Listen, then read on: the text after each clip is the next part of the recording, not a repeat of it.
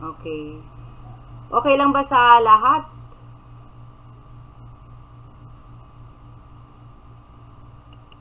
Yes po, ma'am. Ay, ano ba to?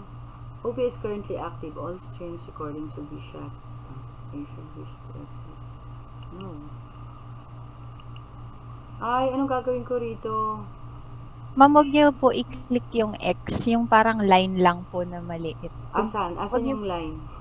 i-no niyo po muna yan. No. Baka po kasi mawala yung rig. Ito Ayan, lang? apo. Okay. Thank you. Okay, start na tayo. Parang tapos na tayo rito. Origin of body tissue. We're not yet done here.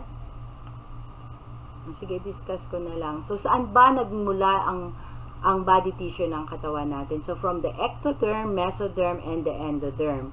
So, saan po, ano po anong mga body organ ang galing sa ectoderm? Like the central nervous system came from the ectoderm. So, yung central, yung brain and the spinal cord. Peripheral nervous system, the skin, the hair, the nails, the tooth enamel. The sense organ like the eyes, the ears, the tongue, yan po. And then, mucous membrane of the anus, mouth, and nose. So, yan po, lahat galing sa ectoderm. What about sa mesoderm? Ito naman po, galing sa mesoderm ang supporting structures of the body like the connective tissues, the bones, cartilages, ligaments, and the tendons. And then the upper portion of the urinary system. Ano po ba yung upper portion ng urinary system? The kidney and the ureter. And then the reproductive system, the heart, the lymph, and the circulatory systems, and the blood cells. So yung heart pala galing sa mesoderm. And then, endoderm, the lining of the pericardial pleura. Ano yung pericardial pleura? Ito po yung lining ng heart.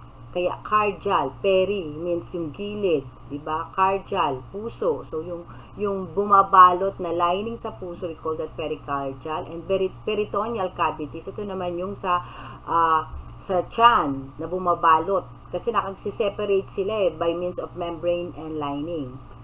And then ano pa po ang galing sa endoderm? Lining of the gastrointestinal tract, the respiratory tract, the tonsils, the parathyroid, the thyroid, and the thymus glands. And then also the lower urinary system, bladder and urethra. So yung urinary system pala, although they are one system, magkaiba ang pinanggagalingan ng upper tsaka pinanggagalingan ng lower. Okay? So those are the structures na pinanggagalingan ng ating body tissues. Okay? Next. Organogenesis. So when you say organogenesis, is the organ formation. At 8 weeks of gestation, all organ systems are complete rudimentary form. So, ibig sabihin, maliit lang siya. At 8 weeks, ilang buwan ba yung 8 weeks? 2 months. So, by 2 months, ibig sabihin, buhay na. So, start from the fertilization, may karapatan ng mabuhay ang fetus natin. Okay? So, nag-start na siyang mag-develop. So, yun po ang tawag sa organogenesis, organ formation. During this time, the growing structure are most vulnerable to invasion by teratogens, an agent or factor which causes malformation of an embryo. So, ibig sabihin, during this time na nagpo-form yung mga organ, masyadong mahina pa ang ating fetus or ang ating embryo. Diba? Mahina pa siya, madali siyang matunaw. Kaya yung ibang mga nanay during abortion, iniinuman, diba? Sasabihin kasi nila, blood pa lang ito, wala pang buhay. So, they are wrong. So, you have to do health teaching regarding that. Okay? So, yun po yung pinaka-time na critical na nade-develop yung fetus inside the mother. So, kung ano man yung ma-expose si nanay sa radiation, ma-expose man siya sa ininom niya or uminom siya ng maraming kung anong tabletas kung hindi niya alam na buntis siya at may sakit siya. So, madali pong magkaroon ng problema, madaling maapektuhan yung embryo natin kasi nade-develop. For example, yung nanay, hindi niya alam buntis siya, nagkasakit siya kasi mahina siya during that time kasi hindi niya alam buntis siya kasi may gumagamit ng iba ng katawan niya. So, humina yung katawan niya. So, ang nangyari, nagkasakit siya, pumunta siya sa ospital, may ubo at sipon siya, nagpa-x-ray siya. So, all of the sudden, nalaman niya buntis siya. So, yung radiation from that x-ray, pwedeng magkaroon ng epekto doon sa embryo na lumalaki. Kung ano yung kasalukuyang lumalaki, for example, ang lumalaki nung time na yun is the urinary system, pwede pong maapektuhan yung urinary system nung embryo na nade-develop. Did you get? Isa pang teratogen is yung microwave oven. Di ba? Most of our houses may mga microwave oven. So, isa pong teratogen ang microwave oven. Once na na-expose ang buntis doon, hindi natin alam kung ano ang pwedeng maapektuhan doon sa lumalaking embryo. So, yun po. So, kaya, importante po yung first trimester. Ano ba yung first trimester? Yung unang 3 buwan ng pagbubuntis, alagang-alaga dapat yung nanay. Hindi siya dapat ma-expose sa kahit anong teratogens. Yung teratogens means yun nga, nagkukos ng malformation sa embryo. So, napaka-critical. Ito pa naman yung time na ang nanay suka ng suka, di ba? Ang hina-hina niya, nang lalata siya kasi naninibago yung katawan niya. Meron kasing, imbis na yung dugong nagsusupply sa kanya para sa kanya lang, ang nangyayari, 2 na ang kumukuha ng dugo na nagsusupply sa buong katawan. Di ba, mahina siya, hindi pa masyadong kumakain, suka ng suka. Kaya lalong nagiging vulnerable yung nanay at saka yung embryo. Did you get? Okay, for the cardiovascular system, balik po tayo doon. It is one of the first system to... Ay, bakit bumalik tayo? Bakit pabalik yata ako? Napindot po ata, ma'am. O, kaya pala sabi ko parang tapos na ako doon sa body tissues. Okay, so we're done with this. So, basahin nyo na lang po yun, ha? Basahin yung sa fetal circulation. Okay? Sa respiratory system na po tayo. Teka, tingnan ko, mayroong mga nagre-request.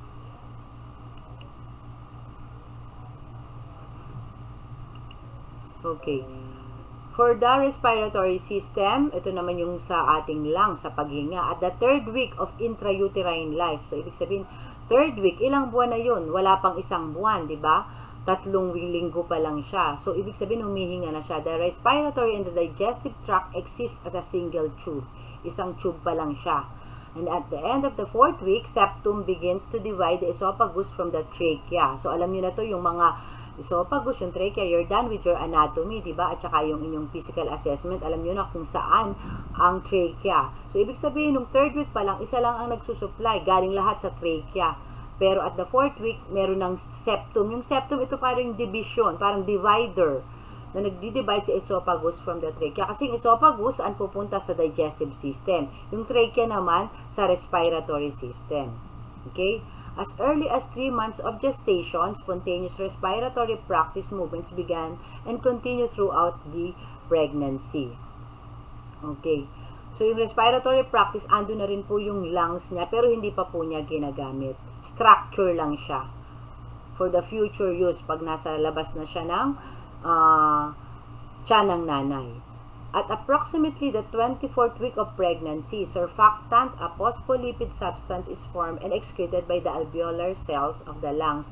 Ito po yung sinasabi ko sa inyo, yung surfactant. Ito po yung liquid na nag-make sure na ang lungs is magmamature.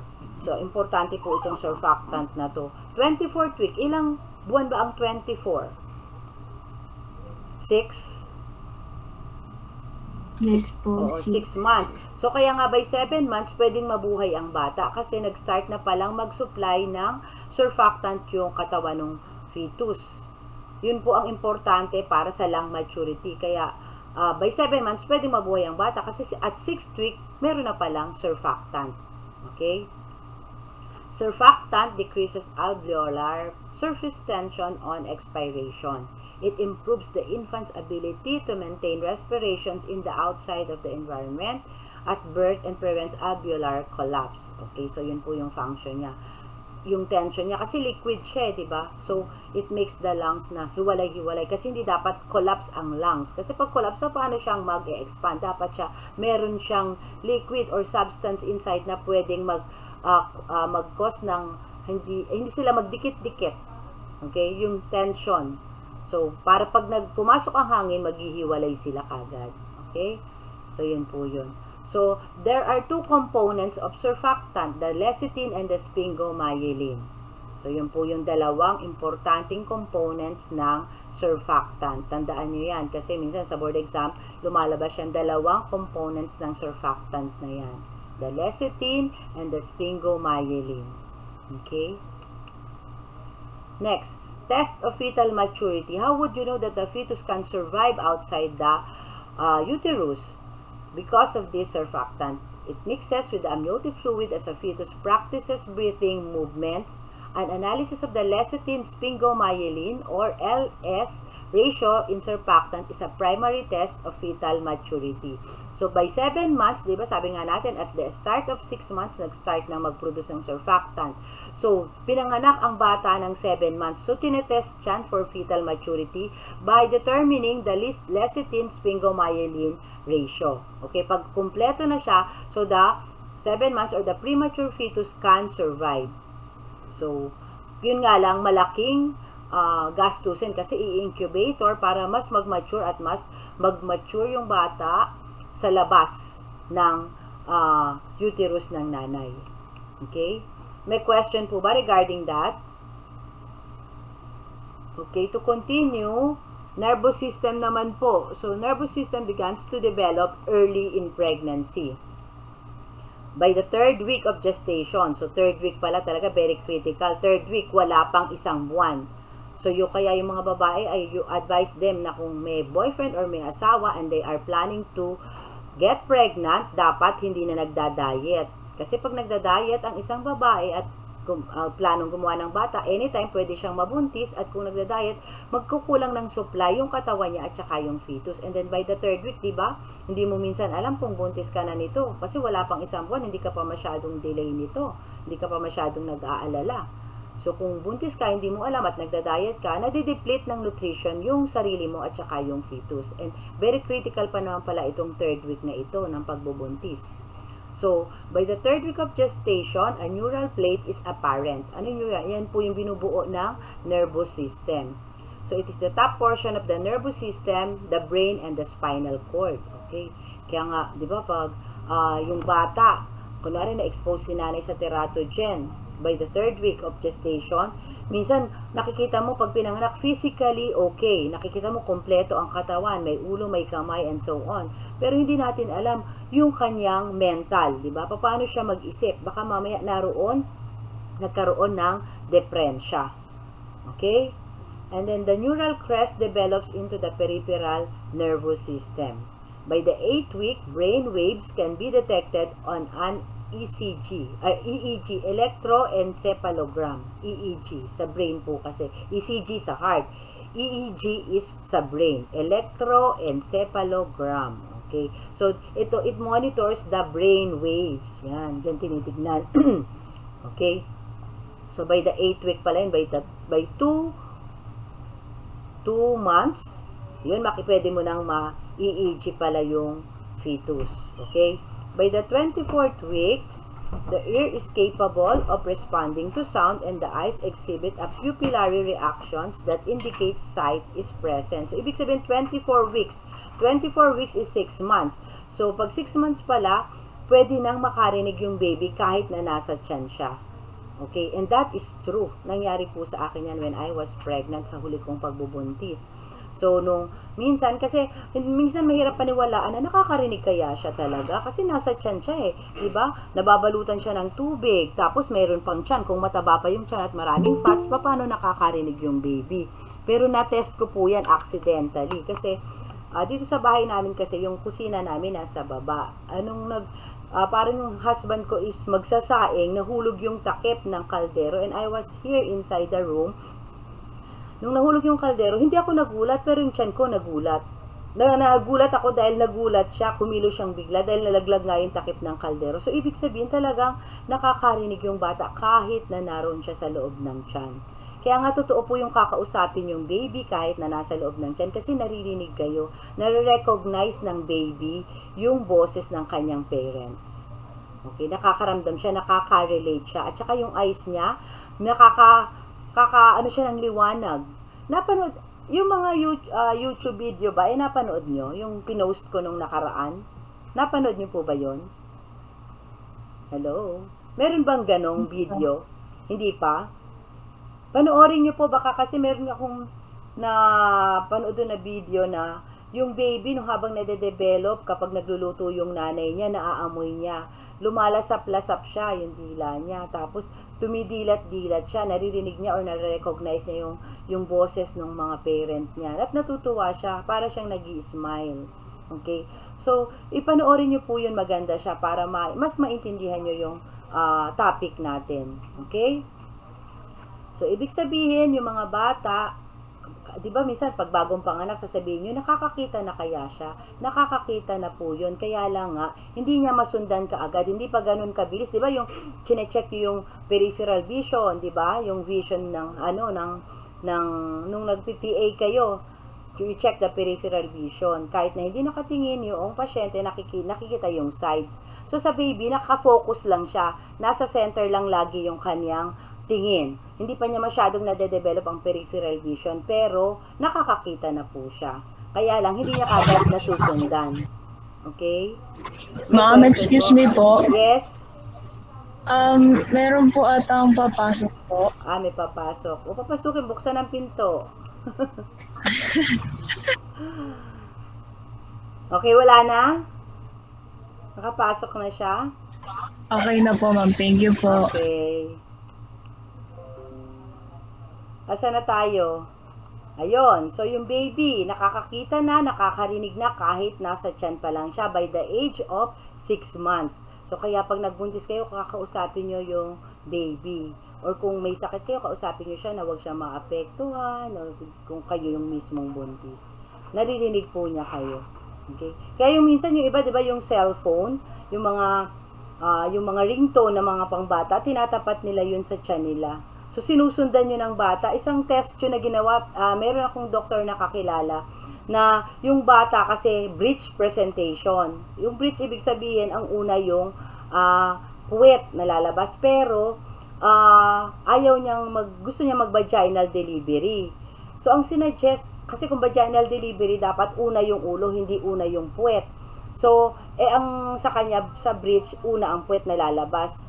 So, yung ulo nasa taas. Ang sabi ng doktor, hanggat pwede pang umikot ang bata, lagyan mo ng cellphone. Yung mga ringtone ba na maganda, para umikot siya, susundan niya yung sounds every day, pababa ng pababa hanggang maging cephalic presentation niya. And that's true, nangyari po yun. Sinundan talaga na umayos ang posisyon ng bata. Sinundan niya yung sounds. Every day ginagawa ng nanay yun. Nilalagay niya pababa ng pababa yung cellphone niya sa tiyan hanggang umabot na sila doon sa baba. Nasundan, naging cephalic presentation, naging vaginal delivery siya. Hindi na siya na cesarean. So, pwede nyo pong gawin din yun sa inyo. Okay? Next. Meron po bang question regarding that? Sa ating, anong tawag dito? Endocrine system. Ay, ito pala, endocrine system pa lang tayo. Okay, endocrine system. So, the fetal pancreas produce insulin needed by the fetus. Insulin does not cross the placenta from the mother to the fetus. So, sa pancreas pala, it supplies its own insulin. Hindi pala galing kay nanay ang insulin ng baby, kundi it produces its own insulin. Okay? So, the thyroid and the parathyroid glands have vital roles in fetal metabolic function and calcium balance. Okay? So, meron ng function ang kanyang thyroid and parathyroid. And then, the adrenal glands of the fetus supply a precursor necessary for estrogen and synthesis by the placenta. So, ibig sabihin, itong endocrine system ng fetus, gumagana na. Okay? Kahit nasa loob pa siya ng tiyan. Next is the digestive system. On the 16th week, meconium accumulates in the intestine. Ilang months ba ang 16th week? 16 is 3 months, tama ba? Ay, 4 months. 4 months. So, ibig sabihin, at the age of 4 months, yung meconium kasi, ito po yung tae ng bata. Ang tawag natin dun is meconium. Ibig sabihin, by the age of 4 months, yung bata nagsasakal na inside. Kasi, bakit nalalaman natin nagsasakal na? Kasi, nagpo-form na yung kanyang pupo. Ito nga ang tawag natin sa pupo niya, meconium. Okay? Meconium ang tawag. So, meron na raw na tae ang bituka ng fetus. Pero hindi tae ang tawag natin dito, meconium. Kasi sa matanda, feces. Sa bata, meconium. Okay? So, ibig sabihin, nagsakil na siya, nag-form na ng pupo, at ready na para idumi. Okay? Saan niya dinudumi? Doon din, sa loob niya. Umiikot-ikot lang yun sa kanya. Okay? So, meconium is the cellular waste, the bile, the fats, the mucoprotein, or the mucopolysaccharide in the portion of the vernix caseosa. Yun po ang content, kasi hindi pa naman kumakain ng pagkain ng bata, kaya ito lang yung content ng kanyang meconium. Okay? It is ang description ng meconium? It is a sticky and appears black or dark green. Para siyang moss green, para siyang kulay lumot pag nakita nyo siya pag pinanganak ang baby. Usually kasi minsan sa delivery room pag pinanganak ang bata, makikita mo yung kanyang panubigan, sometimes kulay green na. Bakit kulay green? Na supposed to be dapat colorless or parang tubig. Pero bakit naging green? That is because of the meconium. Ibig sabihin, tumain na yung bata sa loob ng tiyan. At pag tumain na yung bata sa loob ng tiyan, ibig sabihin, nainom na rin niya or nakain niya na rin yung pupo niya. And that is the time na dapat bigyan ng massive antibiotic yung baby. Kasi hindi naman normal na kainin ng isang tao yung pupo niya. Once na nilabas na yung pupo, it is for excretion na, hindi na pwedeng kainin. Sa kaso ng baby, kasi maririnig meconium stain. Pag narinig nyo meconium stain, ibig sabihin, yung bata tumain na sa loob, kailangan ng i-antibiotic. Ina-alarm po kung sino yung magpapaanak kasi bibigyan to ng antibiotic. Pag sinabi nilang thick meconium, ibig sabihin ng thick, ibig sabihin malapot na, ibig sabihin matagal nang tumatai yung bata sa loob. Siguro ito yung mga case ng mga post-mature, yung matagal na 40 weeks na ayaw pang lumabas, yung sasabihin nila, ang tagal mo na, ba't di ka pa nanganganak, diba? Baka magkangipin na yung bata sa loob. So pag ganon, ini-induce labor na yan, kailangan ng mga anak, kasi nga ang tendency, kainin niya na yung pupo niya. Pag narinig nyo ang thick meconium, kailangan tong i-aspirate or i-suction ng maigi para ilabas ng bata yung ininom niyang pupo or nasakil niyang pupo. Pero in case masasuction mo ba hanggang bituka, makukuha mo ba yung kinain niya? Hindi. Kaya nga 7 days yan, massive antibiotic ginagawa sa bata. Kaya importante pong matandaan nyo kung ano si meconium. Yan pupo na minsan nakakain ng bata. So anong kulay niya? Black. So moss green siya, very dark green. So makikita nyo para siyang, alam niyo ba yung belekoy? Makunat na belekoy, ganun ang itsura niya. Napaka-sticky niya. Okay? So yun po, mahirap tanggalin. Okay? So yun po ang kanyang description ko sa kanya. So it obtains its color from the bile pigment. Bakit green? Dahil nga raw sa bile pigment. Okay? Doon sa abdo.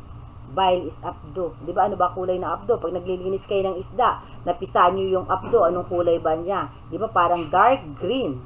Parang blackish green. Yun ang itsura ng abdo. Okay? So yun po. Next is the GI tract is sterile before birth. Ano ba yung GI tract? Ito yung gastrointestinal tract. Ito po yung yung bituka ng bata. Sterile daw. Bakit sterile? Kasi wala pa namang pumapasok na pagkain. Tayo rin, nung pinanganak tayo, sterile din yung ating bituka kasi hindi pa tayo kumakain. But, once you start introducing food or even yung breast ng nanay, pag unang dumede yung bata, nakakakuha na kagad siya ng bacteria from the breast. That makes the GI tract unsterile. Okay? So, since sterile pa yung ating bituka ng bata, so, kailangan din niya ng microorganism for metabolism, for the digestive system. So, ang nilalagay po is vitamin K. Vitamin K is synthesized by the action of bacteria in the intestine. Okay. So, since sterile, wala pang bacteria. So, mag-i-introduce sila ng vitamin K, hindi naman nasi-synthesize. Vitamin K is for what? Vitamin K is anticoagulant.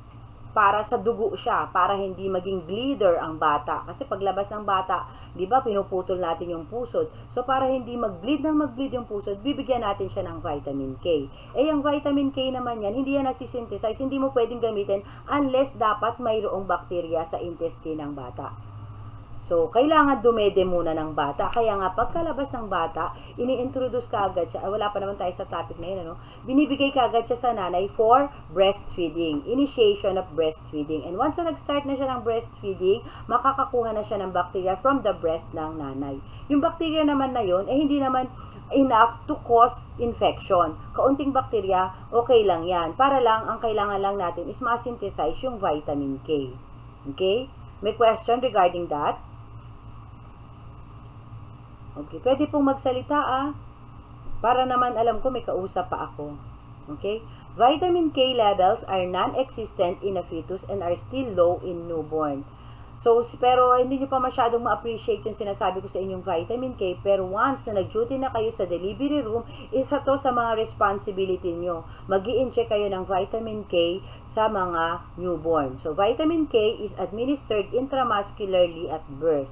So, meron na po ba kayong oral medication administration? Wala pa, no? Ngayon pa lang ba yon? Yung medication administration wherein mag-i-inject kayo, magbibigay kayo ng gamot, them, wala pa, no? Wala pa po, ma'am. O, yan. Paano kaya yun kapag nag-ano na kayo sa RLE? Sino magiging pasyente nyo? Yung pasyente nyo pa rin, tutusukan nyo. So, IM, tatlo po yun. IM, ID, tsaka subcutaneous.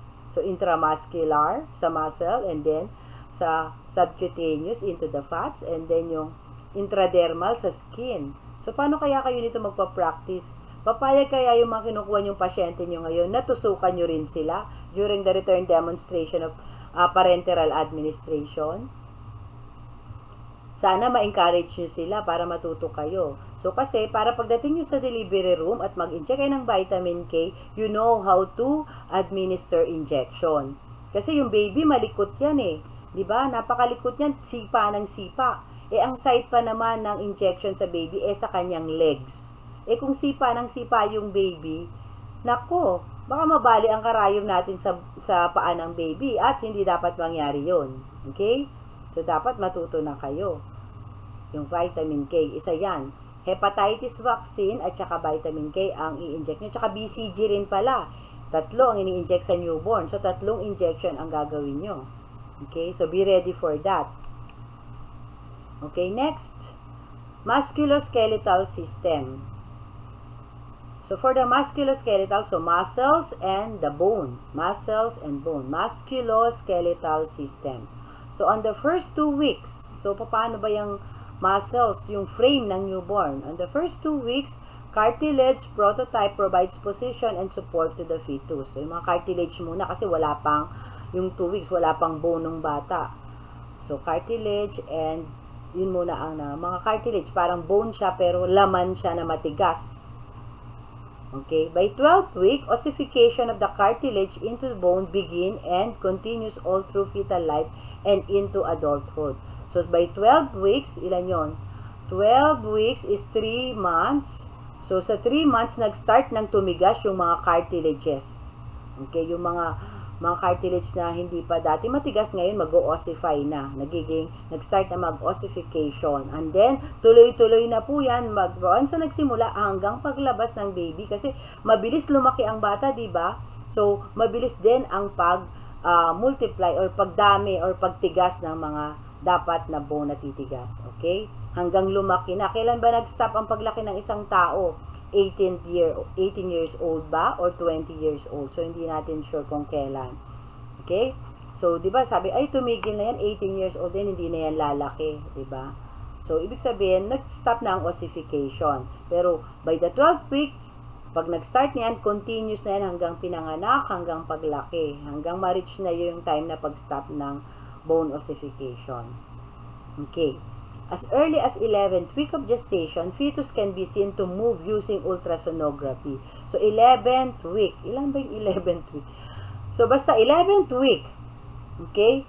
Fetus can be seen. So, pwede na pala siyang, although hindi pa nararamdaman ni nanay na gumagalaw na yung baby niya sa loob, pero when you use ultrasound, pwede mo na palang ma-detect yung fetal movement.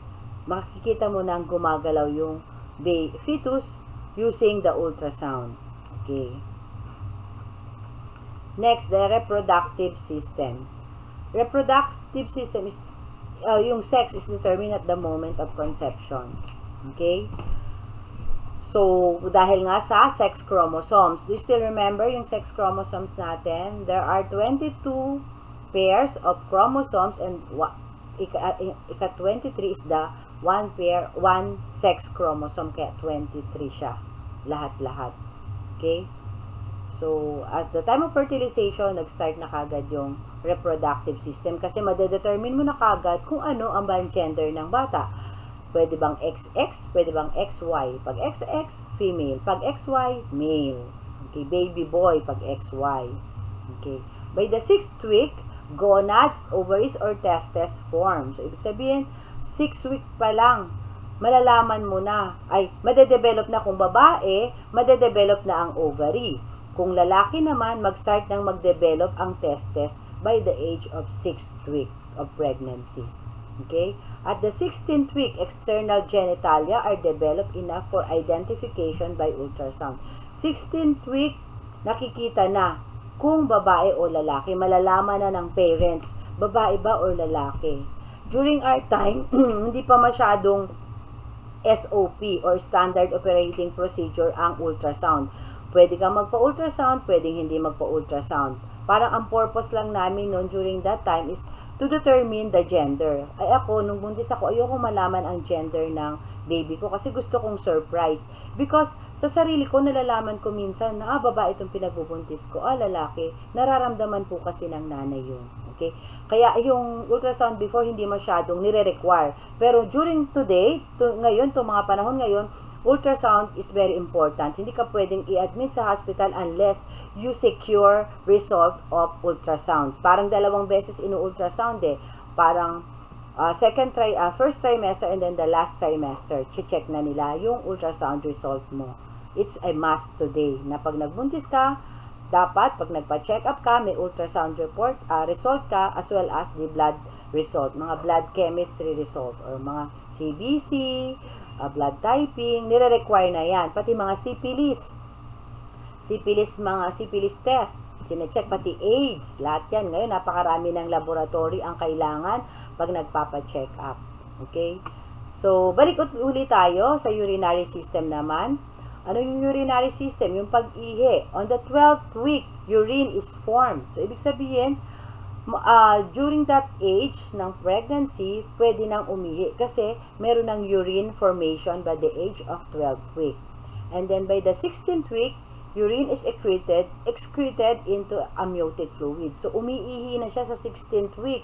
So, sumasama na siya sa panubigan. So, yung amniotic fluid, ang Tagalog po kasi is panubigan. So, pag sumama na siya sa panubigan, nasasakil na rin siya ng bata. Yun na rin po ang naiinom niya. Kasi 'di ba lumalangoy siya or naka-float siya doon sa amniotic fluid. And then at term, fetal urine is excreted at rate of up to 500 ml per day. So ibig sabihin 500 ml per day ang ihi ng isang baby. So gaano karami yung 500 ml? Ibig sabihin kalahating litro. Gaano ba yung kalahating litro? Marami na yun. Per day, ang ihi niya pala ng ganun karami. So, ang dami. Kaya minsan yung nanay, ang laki-laki ng tiyan, pero pag kinapa mo, hindi mo makapa yung bata. Kasi ang nakakapa mo, tubig. Mas maraming tubig yung bata. Hindi makadevelop kasi mas marami yung tubig na nakapaligid sa kanya. So, ganun pala siya. Okay? Any question regarding that? Pwede pong mag-question. Para kasi hindi ko rin naman alam kung ano yung idea nyo. Pero yun po sa inyong module, basahin nyo yun ha. Ito kinuha ko rin sa module. Pero ito kung kinuha ko sa module ay yung mga important points lang.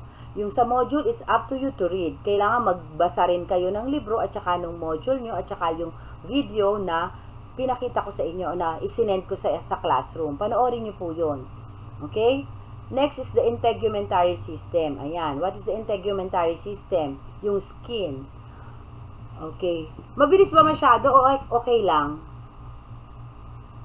Hello? Okay lang po, ma'am. Okay lang. Naintindihan naman po ba? Opo. Okay. Pag hindi naintindihan, sabihin nyo, Ma'am Labo, hindi ko maintindihan. Pero yung sounds ko clear naman? Opo. Okay, sige. Integumentary system, so the skin. Okay. At 36 weeks, subcutaneous fat begins to be deposited underneath the skin. So, yung kaya, ibig sabihin, baby pa lang, medyo may fats na siya.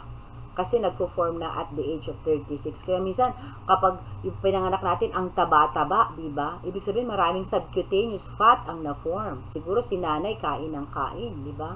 Kaya paglabas ng baby, ang laki-laki, ang taba-taba, ang cute-cute. Pero wag kayong nanay, hirap na hirap ilabas kung vaginal birth ang ginawa sa kanya. Okay? So, yun po yun. By the age of 36 week, dun po nag-start mag-form yan. And then, lanugo. Ano ba yung lanugo na yan? It is a soft, downy hairs that covers the skin, serves as insulation to preserve warmth in the utero. So, yung lanugo, di ba, siguro nakakita na kayo ng bagong panganak na baby. Pag nakita niyo yung bagong panganak na baby, tignan niyo yung kanyang balikat, yung likod niya. Yung balikat bandang dito sa scapula. Makita niyo marami siyang buhok. Sasabihin ng nanay, ay balbon ang anak ko. Sabihin ng tatay, ay balbon, mana sa akin, maraming buhok. Ang tawag po ron is lanugo. Ayan. Fine downy hair. Okay? Pero yun po nawawala. Hindi ma-maintain yun. Mawawala rin siya as the baby grows older. So baka minsan isang buwan lang wala na siya. Okay? So, expect nyo po na may lanugo ang bawat bata. Hindi yun dahil naman na kay tatay na balahibuhin. Hindi. Dahil po yun sa yung lanugo kasi yun itself. Because it serves as insulation to preserve warmth. Diba? Kasi gusto nga ng baby mainit. Kaya nga pag lumabas ang baby, pag sa delivery room, pinapatay ang aircon. Kasi yung bata, gusto niya paglabas niya, mainit pa rin para walang sudden change of temperature. Kasi nasa loob ng tiyan, mainit, paglabas, pinanganak siya, naka-aircon ang delivery room, biglang lamig. So baka magkaroon ng hypothermia yung bata. Kaya nga ang prime principle in taking care of the newborn is to keep the baby warm. Yun po ang importante. Yun ang unang-una nating iisipin. Dapat lagi warm. Hindi natin ini-expose sa air-conditioned room. Tinatakpan kagad yan, binabalot kagad ng blanket. Kaya nga, di ba, pag bagong panganak ang baby, binabalot siya. Nakita nyo na yun, di ba? Yung mga baby, pag nilabas, nakabalot, parang pati ulo niya nakabalot. May sombrero, may mittens, may booties, may pajama, meron pa siyang pangginaw, tapos nakabalot pa siya ng pambalot, di ba? So, kasi gusto ng baby warm at saka gusto niya lagi parang masikip kasi sa loob ng tiyan masikip di ba? So, nasanay na siguro siya and then lilipas na lang yung feeling na yon as the baby grows older. Okay, so that is for the lanugo kung saan na tayo napunta. Okay, vernix caseosa. Ano naman yung vernix caseosa na yan? It is a cream cheese-like substance for lubrication. It keeps the skin from macerating in the utero. Okay, itong vernix caseosa na lang, vernix caseosa naman, makikita nyo rin sa skin, the same with the lanugo. So, yung vernix caseosa, para siyang cream cheese, or para siyang grasa na kulay puti, na makikita mo nakakapit sa balat ng bata, ng baby, pag pinanganak. Pero kasi minsan, pag nakikita yung baby, malinis na, pag binigay na sa magulang, di ba? Kasi tinanggal na nila yon. Pero ngayon po, ang parang pinaka-trend, hindi na po tinatanggal yung cream cheese or the grease-like substance na yan. Kasi, it helps the skin to warm. It helps in the warming the baby. Okay? Ano pa ang kanyang purpose? It keeps the skin from macerating in the utero. Kasi di ba nakababad siya sa tubig. So, para ma-protect yung skin, hindi maagnas, kailangan mayroong oil. Kasi oily substance to itong vernix caseosa na to Para siyang grasa. Di ba yung grasa, mahirap matanggal kasi parang oil-based siya. Parang may oil. So, yun po ang kanyang feeling kapag hinawakan mo siya. Na pag hinawakan mo nga, pati sa'yo kakapit. Para matanggal siya, you need oil pa rin para, you need baby oil or something na oily rin na pangtanggal sa kanya. Tapos, kailangan sabunin mo ng maigi ang kamay mo para mawala rin yung vernix caseosa na yan. So, ito po yung dalawang structure or body, mga structure na makikita nyo sa infant skin or sa baby skin. The lanugo and the vernix caseosa. Okay? So, tandaan nyo, it preserves warmth. Yung dalawa na yan. Next, the immune system. So, immune system by the 20th week and certainly by the 24th week, the immunoglobulin, IgG, the maternal antibodies crosses the placenta into the fetus. So yung nanay ang nagbigay ng immune ng antibody sa bata. So it gives a fetus temporary passive immunity against diseases from which the mother has antibodies. Kung ano yung merong antibody sa nanay, ibinibigay niya sa fetus. Ang tawag ron, passive immunity. Bakit passive? Kasi ibinigay. Pag active kasi, yung mismong fetus ang nag-produce ng antibody, active immunity. Pag sinabi mong passive, yun po, ibinibigay lang sa fetus. Kaya ang tawag dito sa immunity na meron ang baby natin is passive immunity. Katulad ng mga bakuna, di ba? Bakuna, hindi naman yung katawan nila ang nag-produce ng antibody kung hindi ibinigay through vaccine. Ang tawag doon, passive artificial immunity. Pero kung yung body, after na magkasakit, diba, katulad yung COVID, sabi nila, pag nagka-COVID ka na, magkakaroon ka na ng antibody. So, active immunity ang tawag doon. Kasi yung body na mismo ang nag-produce ng immunity para sa katawan niya. So, active. Pag passive, ipinasa lang. Pag active, yung katawan na mismo ang nag-produce. Did you get? Kasi lumalabas din po sa board exam yan.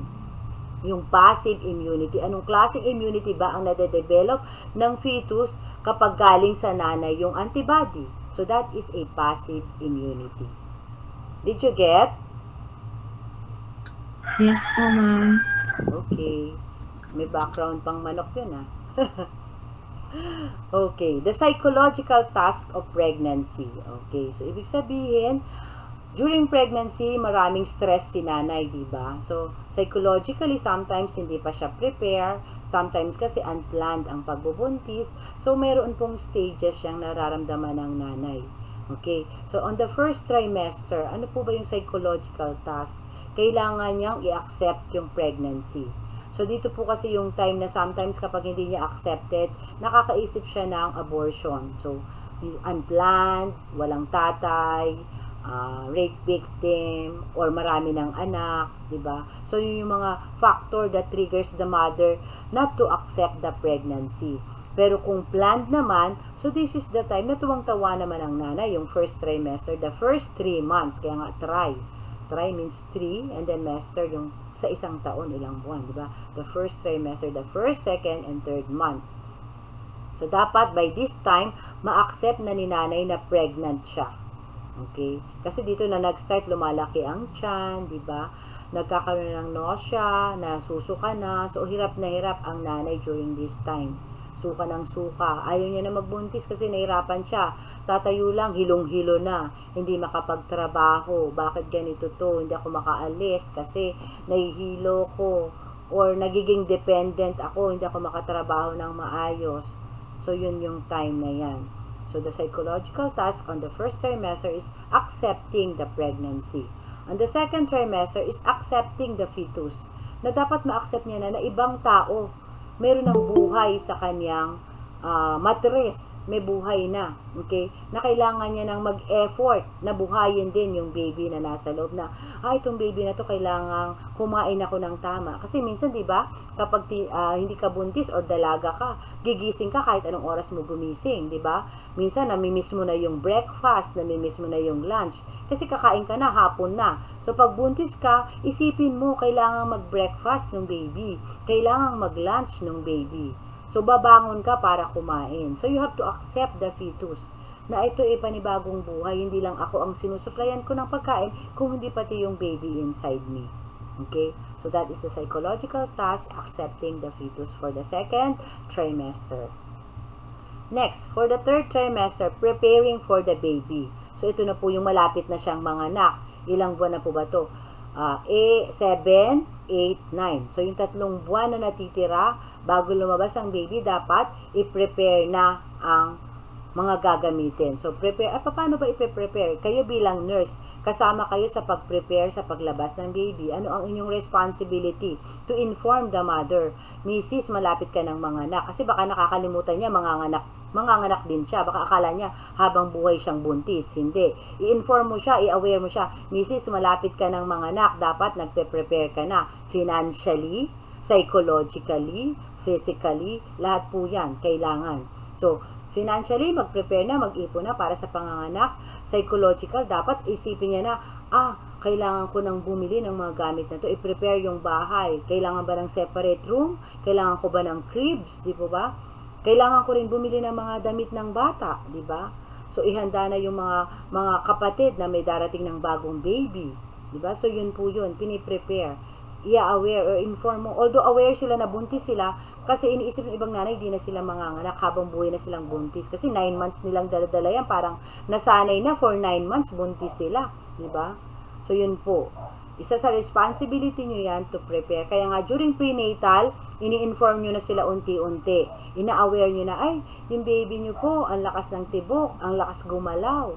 Meron na po ba kayong mga hinahanda para sa paglabas niya? Kasi baka malikot ito, baka sa kama mahulog. O baka kailangan nila mag-prepare sa floor na lang sila kung walang pambiling crib. Dapat meron na silang banig na hihigaan. O anong plano nila panganganak? Sa bahay po ba? Kasi kung sa bahay manganganak, dapat mag-prepare na ng gagamitin sa bahay. Pero ngayon, they discourage na magkaroon ng home delivery, home birth. They encourage yung mga nurses natin ngayon or mga midwives, they encourage the pregnant woman to deliver at least kahit dapat sa hospital setting, kahit sa mga well family clinic or sa mga lying-in center. Kailangan i-attend sila ng professional health worker. Okay? So, yun na po yung i-encourage nyo ngayon sa mga nanay na nagpapaprenatal o yung mga nagtatanong sa inyo, siguro as early as now, may mga nagtatanong na sa inyo. Meron na po ba? Yung mga kapitbahay yung buntis na saan ba magandang mga anak or anong gagawin ko pag nanganak ako? Meron na po ba nagtatanong sa inyong ganyan? Kasi alam nila na for sure alam ng mga kapitbahay nyo na nagna-nursing kayo, di ba? So, nagkukuha rin na ng idea sa inyo. So, ibig sabihin pag nagtanong yan sa inyo, they need help. Hindi sila maalam tungkol sa mga pagbubuntis sa panganganak. Gusto nilang makaalam ng information from you. Paano nyo malalaman kung kayo rin mismo hindi informed? So, dapat basa kayo ng basa para kahit advance, mas okay. Diba? Mas naiintindihan nyo. Okay? Next. For the first trimester accepting the pregnancy, ambivalence or feeling of both pleased and not pleased about the pregnancy. Ayan nga. Diba? Kung marami ng anak, hindi na pleasing minsan ang pagbubuntis. Tapos parang nagiging burden na sa isang pamilya. Buntis na naman ako, pang-anim na to. Paano kaya ang pagkain nito, ang panggatas, ang pang-check up, ang pang-diaper. So, yun po. Pero pag first pregnancy at ini-expect, they are very pleased, di ba? Talagang buong family nagre-rejoice, di ba? Uy, buntis ka, o dapat ganito, kainin mo to, ito, pinagluto kita nito, di ba? So, yun po. May ambivalence yung nanay. Ano ba yung ambivalence? Ambivalence na yan. Feeling of sometimes happy or feeling at the same time sadness or parang malungkot na masaya. Masaya sa mga first na nagbubuntis dahil may baby na siya. Malungkot at the same time kasi magiging bago na yung role niya, lalo na kung nasa peak siya ng kanyang profession, di ba? Kung career woman ka, biglang nabuntis ka, although gusto mo magbuntis, pero naaalala mo yung career mo. Paano na yung career ko? Paano ako magtatrabaho? Kasalukuyan pa lang akong na-promote. Kasalukuyan pa lang akong na-regular sa trabaho. So, feeling of ambivalence. Happy or sad? O, happy, sometimes sad. So, ganun. Yun po yung ambivalence na tinatawag. Okay? So, parang masaya na malungkot. Naramdaman nyo na po ba yan? Feeling of ambivalence? Na masaya kayo pero parang behind your back. Sometimes, something is bothering you. Na feel nyo na po ba yan? Hello? Yes po, ma'am. Natingnan ko. So, meron pa akong audience. Ilan na lang ba audience ko? 45. 45. Hindi naman nagli-leave. Ayun, Mr. Gloria, yung attendance. Hello, Mr. Gloria. Andiyan ka pa ba? Yes po. Naano mo na Anong extension po gamit niyo sa Anong Google extension? Attendance? Opo. Google. Ano ba yung extension? Basta nakita ko lang Punta Google. po kayo sa Meet, ma'am. Sa Meet. Nasa Meet tayo. Sa Meet. Punta muna ako sa Meet. Okay, Apo. Meet. Ayan. Tapos yung participants po, click niyo po. Asan yung participants? Parang yung silo, ayan po. Ayan. Ito. Click ko to. Apo. Okay. O tapos, saglit lang Ibang class ha. extension po yung gamit niyo, ma'am. Paklik ka po ng extension na gamit niyo. Yung, Ito. ayan po, yung nasa tabi po. Okay, click ko. Sa left. Tabi niya po sa left. Saan left? Left niya po, ma'am. Yung, ayan po, yung may kulay po. Alin may kulay? Asan ang may kulay? Lahat may Yung sa may extension po. Ito yung extension eh, di po ba? Opo, yung tabi po niyan mismo, ma'am, sa left. Yan po. Ito, meet attendance Pa-click nga pala. po. Opo. Okay, ayan. Ayan siya. Wait lang po, ma'am, ha. Check ko lang po. Iba-iba po kasi yung app, ma'am, na pwede gamitin. Ah, Bale, yung ibang app po, iba po yung paraan paano siya magamit.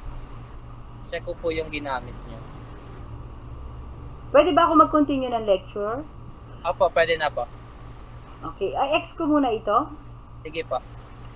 Okay. Pasensya ka na, Miss Glo. Ay, teka, may nag-a-add. Miss Salaberia. Okay, admit. Okay, kung tuloy ko lang po, sa first pregnancy, sa first trimester of accepting the pregnancy, ito yung tinatawag nilang naglilihi, di ba? Ito yung time na naglilihi. Sabi ng arte-arte nitong buntis na to, naglilihi. Matanda na yung tiyan. Okay, di ba? 6 months na naglilihi pa rin. So, yung first trimester, yun ang alam ng tao na paglilihi, time ng paglilihi, yung first trimester, yung unang 3 buwan, di ba? Yun yung feeling of ambivalence. So, at the same time, sasabihin nila, naglilihi rin yung tatay. Nakarinig na ba kayo, no? Naglilihi rin yung tatay. So, we call that the Couvade syndrome. The Couvade syndrome. The man mimics the symptoms of the pregnant woman such as nausea and vomiting, commonly result from stress and empathy for the woman. It occurs frequently in fathers who are greatly involved in the pregnancy. Okay. So, yun po. So, ibig sabihin, kapag nakaranas pala ng Couvade syndrome, ang lalaki, ibig sabihin talagang very affectionate siya doon sa kanyang asawa. Naawa siya dahil suka ng suka, hinang-hina, hilong-hilo. So, siguro, ang nangyayari, parang nahahawa siya. So, pati siya nagsusuka na rin, nahihilo na rin, di ba? Narinig niyo na ba yung mga nanay pag naglilihi raw, para wag siya maglihi, diinan, pag tayo sa higaan, diinan yung asawa para malipat sa kanya yung paglilihi? Nakarinig na po kayo nun? Na diinan Hindi pa daw? po. Hindi pa. Hindi Marami. po. Ayan, pag sabi, pag bangon mo, diinan mo siya para hindi ka maglihi, para siya ang maglihi. Di ba? Tuwang-tuwa naman yung mga misis. Yung asawa nila ang nagsusuka, yung asawa nila ang hilong-hilo. Paano naman magtatrabaho kung suka ng suka, kung hilong-hilo? Di ba? Kailangan magtrabaho ng lalaki, yun ang kanyang role to provide.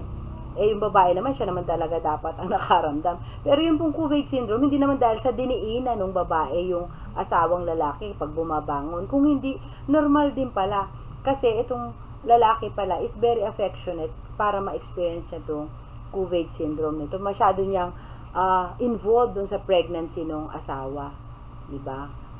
Frequently daw, karamihan ng lalaki.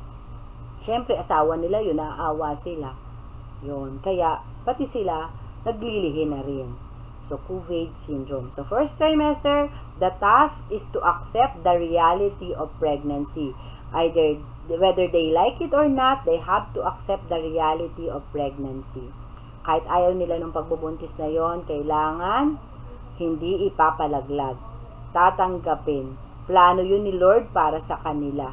Okay, that is a gift. Marami nga dyan, walang anak, gustong magkaanak, di ba? Pero yung maraming anak, bine-blessed sila ni Lord ng maraming anak. Siguro, Lord has planned it for them. Walang pinlano, walang ginawa si Lord na walang purpose. Lahat ng ginawa niya may purpose. Okay? For the second trimester, yun nga, as the fetal movements can be felt, the partner concentrate on what it feels like to be a parent. Ayan, di ba? Ito yung time na gumagalaw na ang baby. So, 4th, 5th, and 6th month. So, gumagalaw na talaga siya. So, natutuwa sila kapag gumagalaw ang baby. Ayan, sumisipa. Di ba? Yung mga ganun, yung mga nanay na yan. So, ako rin itong last kong pregnancy, kasi ang sinabi sa akin ng doktor, kasi na-miss ko yung menstruation ko, sabi ko, delayed ako, Dok. Sabi niya, bakit dapat by the 3rd week, marinig ko na yung heart sounds ng baby mo, pero bakit wala? Baka, tawag nila ron, parang patay ang pinagbubuntis mo, sabi sa akin nung nagpa-check up ako. Nakakalungkot, umuwi ako, nalulungkot ako, sabi patay pala kako yung baby. Sinabi ko sa husband ko, parang patay daw kako yung baby kasi walang marinig na heart sounds. Balik daw ako next month. Baka lang daw parang nagtatago lang yung heart. Pero dapat daw supposed to be marinig na. Walang narinig. So, nung bumalik ako the following month, ayun, sabi niya, ay, ayan na, nag-heartbeat na. Alam mo, ang nakatuwang-tuwa ako. Para ako nakapanalo sa loto nang naramdaman ko narinig ko yung heart sound ng baby ko. So, yun po yung nariramdaman din ng mga nanay. Ito, second trimester na nararamdaman ng mga tatay or ng mga nanay yung galaw ng baby. So, as long as na marinig mo pala yung heart sounds ng baby mo, parang naiiba. Iba yung feeling. Kaya nga yung mga nanay na they are planning to abort their baby, dapat maramdaman nila or marinig naman lang nila yung heart sound or yung fetal movements para mabago yung kanilang plano para sa baby. Ang sarap pakinggan. So, pag mami ka, meron bang may asawa na rito? Wala pa. Lahat ba kayo dalaga? Lahat po. So, hindi nyo pa nare-relate yung sinasabi ko. Yung panganay ko, nung pinanganak ko, sabi ko, nakita ko siya sa nursery, sabi ko, bakit ang pangit? Pero yung ngiti ko hanggang tenga. Kahit pangit yung anak ko, parang feeling ko siya na ang pinakamagandang bata sa buong mundo. Ang ngiti ko, abot-abot hanggang dito. Nahihiya nga ako dahil nakatingin yung iba sa akin. Pero ayokong ngumiti, pinipigil kong ngumiti. Baka sabihin nila, bakit nakasmile tong babae na to? Wala namang pinag-i-smilean. Pero hindi ko mapigil talaga yung ngiti ko hanggang feeling ko abot ng tenga. So, ganun po ang feeling pag naramdaman nyo yung pagbubuntis nyo, nakita nyo na yung anak nyo. So, yung maramdaman mo pa lang, marinig mo pa lang yung heart sounds, malaking saya yung nararamdaman ng isang parent. Okay? So, kaya nga ito as fetal moves, so mararamdaman din ng partner. So, masarap sa pakiramdam. Ano po ba itong narcissism na nangyayari sa isang babae during the second trimester? Narcissism is a woman experience self-centeredness. She does this to unconsciously protect her body and her baby. Ito yung parang maramot siya, lahat nakasentro sa kanya, lahat ng attention gusto niya nasa kanya. Yung self-centered feelingness, di ba? Yung ako lang, di ba? Kunwari, pag sa pagkain, akin to, di ba? Sometimes maramot. Yung mga buntis ayaw mamigay. Akin to, tsaka sa baby ko. So, self-centeredness. Very demanding sa asawa. Ba't ngayon ka lang? Alam mong naghihilo ako, alam mong nagsusuka ako, ba't ngayon ka lang umuwi? So, yung feeling of ganyang mga feeling ng nanay. So, the woman is experiencing narcissism or nagiging narcissistic siya. Okay? Self-centered. And then, ano naman tong introversion na yan? Introversion is a turning inward to concentrate on oneself and one's body. It is common finding among women during pregnancy. So, dapat nating intindihin pala yung mga babae na buntis during this trimester na talagang self-centered sila at introvert sila. Ayaw nilang nakikita yung iba. Ayaw nilang, gusto nila puro sarili nila. Di ba? Sometimes ito yung sinasabi nilang naglilihi pa rin. Ayaw makita yung asawa. Pero pag nandyan naman yung asawa, nagagalit naman sa asawa nila, di ba? Naiinis sila pag nakikita. O pagkatabi nila, ayaw ng amoy. Pero pag di naman nila nakikita, nagagalit sila. So, naririnig niyo po ba yung mga ganon? Nakaka-encounter ba kayo ng mga ganong attitude ng mga buntis? So, yun. Yun na yun. Ako lang pala. Okay. So, the task during this second trimester is the task includes mother image and father image development, coping with body image and sexuality changes, and the development of prenatal attachment. So, during this time, importante na po, in-encourage nyo na yung pasyente natin to go regular prenatal check-up. Okay?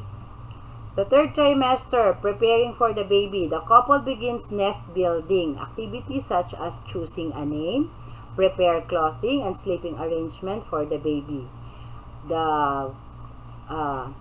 Grow impatient as they ready themselves for birth. Okay, sometimes they are being impatient. Diba? Ang tagal naman lumabas. Or, minsan ito yung nagkakaroon na ng friction ng mag-asawa, diba? Nagtatalo tungkol sa pangalan. Okay. Yung nest building, ito po yung nest. Saan lalagay ang bata? Di po ba? Anong pangalan ng bata? Ayan.